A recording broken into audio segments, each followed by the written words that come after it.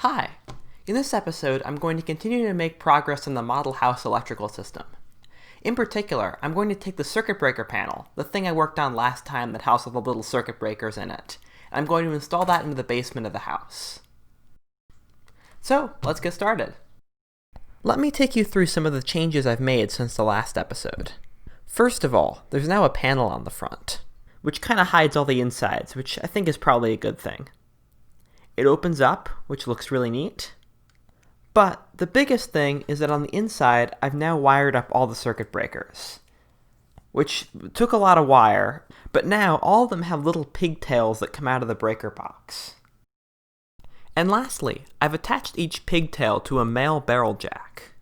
This barrel jack will act as a quick disconnect so that I can easily detach any circuit from the circuit panel. Why do I need all those quick disconnects? Well, great question. And really, it comes back down to the fact I want all the floors to continue to separate.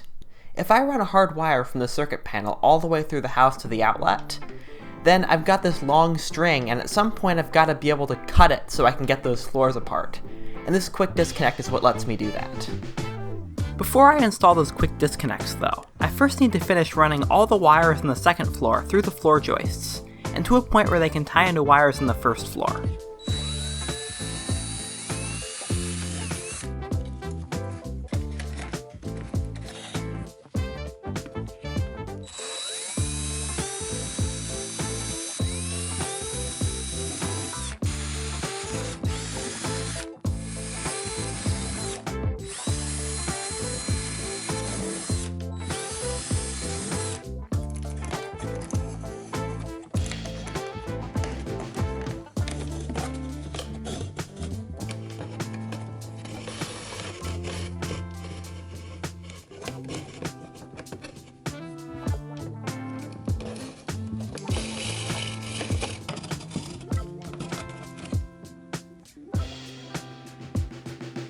With all wire runs complete, I'll add a female barrel jack at the end of each.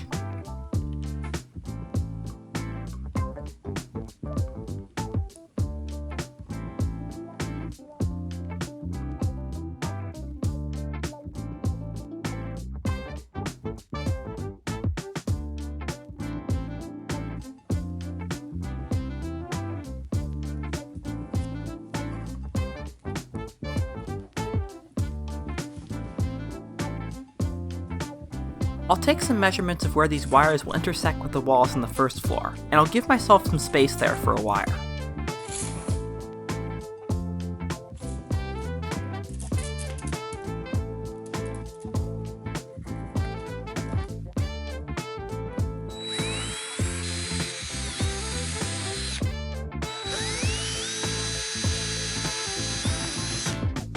I'll turn each of the holes I drilled into a slot with a coping saw. Why? Well, here's my plan. I'm going to have a short run of wire in the wall. The jack emerging from the top, when idle, will sit in the slot like this. I'll then be able to attach two connectors together, and once connected, I'll move them into the first floor wall cavity. This way, the second floor can continue to sit directly on the top plate of the first floor, without there being a wire in the way. To start, I'll run these short lengths of wire through the wall cavity.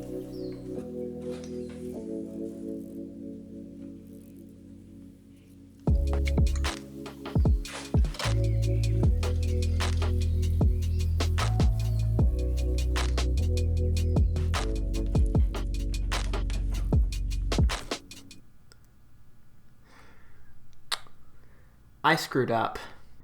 If you weren't watching closely, I bet you missed it too. The first floor has female connectors on it, but it's a provider of current. The top of the second floor also has female connectors. That isn't going to work. So I undid my work, and reattached the wires the other way around. Male connector on top, female connector on the bottom. No big deal, this sort of stuff happens sometimes. Good thing I caught it now. With that fixed, I can reinstall the second floor.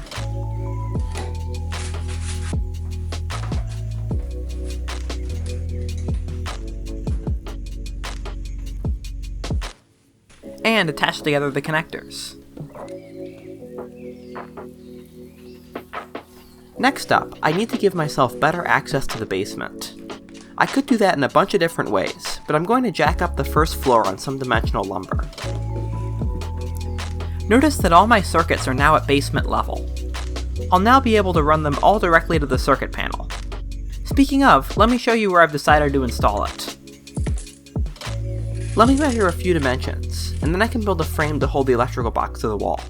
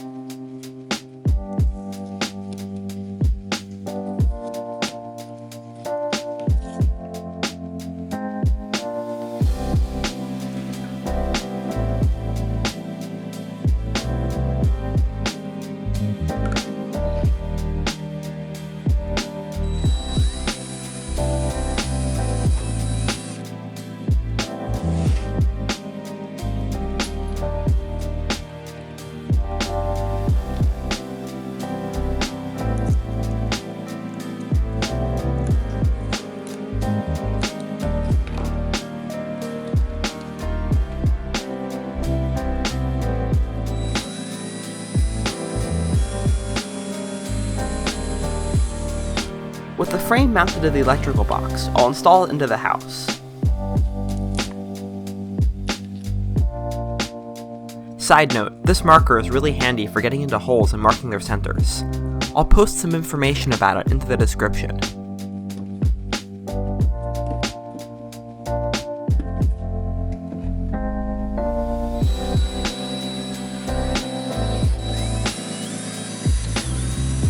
This mark and drill technique wasn't really producing very good results, so I instead just ended up using the wood frame as a template for the rest of the holes.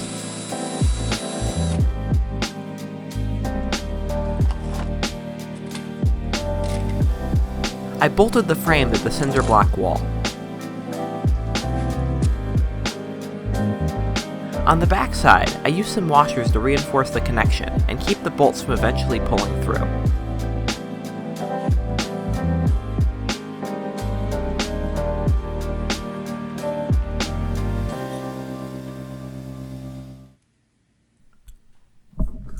Okay, so now it's time to test all these pieces all together. So what I just did is I took the circuit breaker panel in the basement and I connected it through one of these quick disconnects up to a circuit in the house. So now, in theory, if everything is hooked up correctly, I should be able to put power into the circuit breaker panel through a wire, and once the power goes in, it should go around some of the machinery inside the panel, eventually come out the side, come out through this wire here, back up into this house, into the first floor, through some of this wiring up there, and then eventually terminate at an electrical socket where it'll go into a wire, into an LED, and the LED should turn on. So there's kind of a lot of stuff that can go wrong here, but I'm hopeful it's just going to work on the first try. So let's see what happens.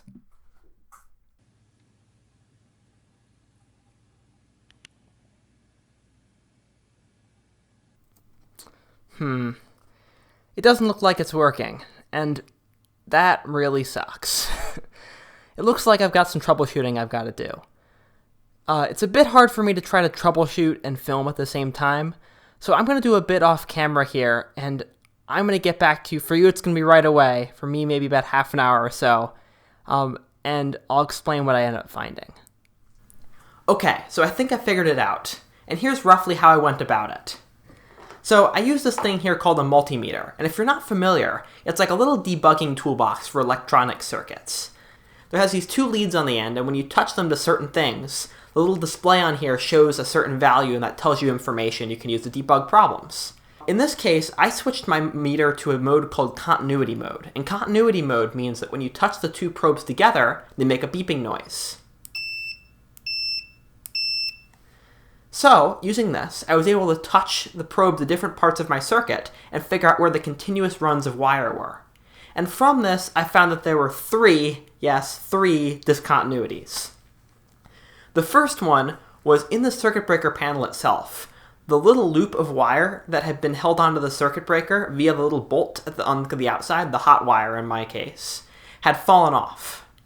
And that was just really it's just that design's a little faulty. I should have thought that through a little bit more. I was able to tighten it back on, and it wasn't all that difficult, but I just kind of wish I had designed that a little bit differently. The second one, this was just kind of stupid. I forgot to turn on the main breaker. So I did that. That helped a lot. And the last one was the barrel jack coming out that I connected to go up to the house. I connected it to the wrong circuit, which is another oh, really? But yeah, I did. So I swapped that over. It now was talking to the right circuit. And then when I applied power, the LED came on. Everything was great.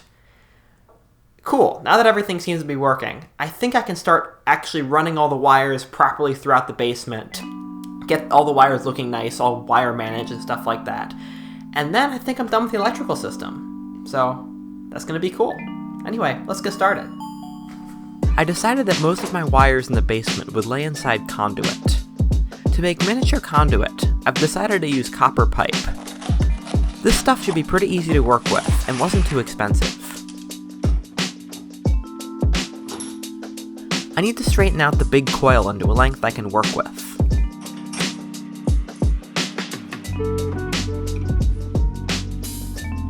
Now I'll measure and cut my first conduit run.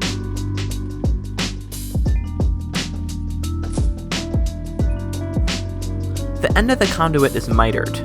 I'll use this later to join each conduit length together.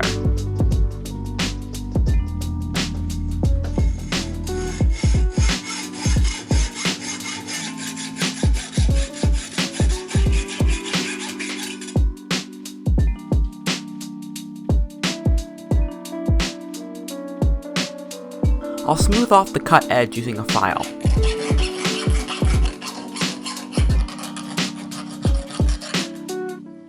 The joint fits together quite nicely. This first length of conduit needs to be run through the wall, so I'll drill a hole through the masonry.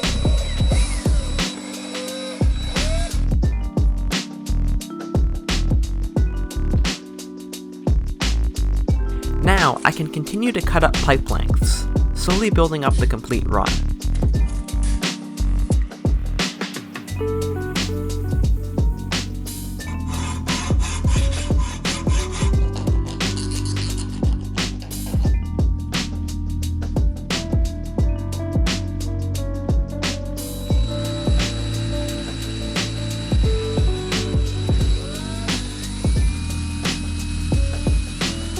This conduit run is the only one that goes through two walls. Actually, it's the run that carries the power input for the whole panel, so I had to assemble it in place. Otherwise, there'd be no way I could really get it into place later on.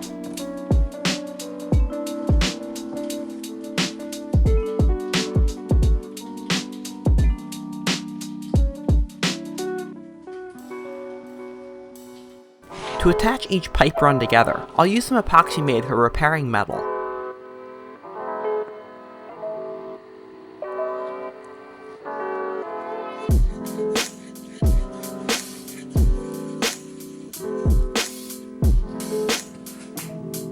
Because this run had to be done in place, I really wasn't able to make the joints look all that nice. However, for the rest of the runs, I assembled them outside the house. This gave me 360-degree access around all of the joints.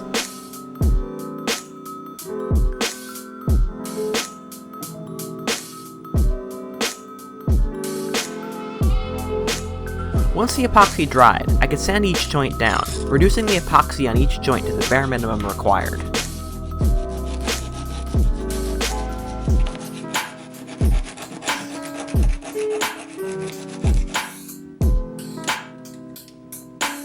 And now I could install all of the conduit runs into the house. To hold them in place, I used some superglue. I was skeptical about using superglue for this application, but it seemed to work well. Finally, at the end of each wire, I needed to add a male barrel jack so that the wires coming out of the conduit could connect into the house. Let's go.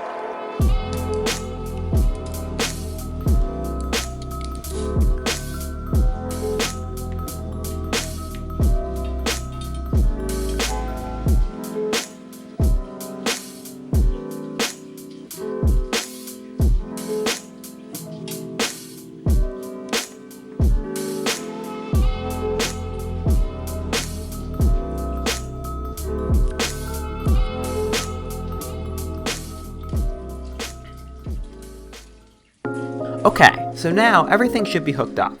Power comes in here. It runs through this conduit to get to the electrical panel.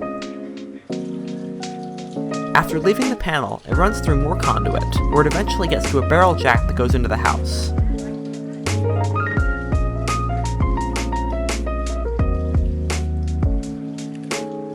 Once inside, the power might go through another set of barrel jacks to get upstairs, but either way, power flows through the wire in the wall into a power receptacle.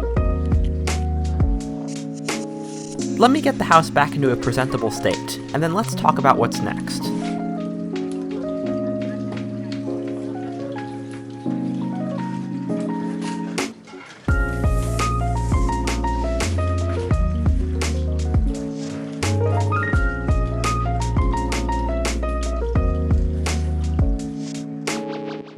This is the 40th house video I've made.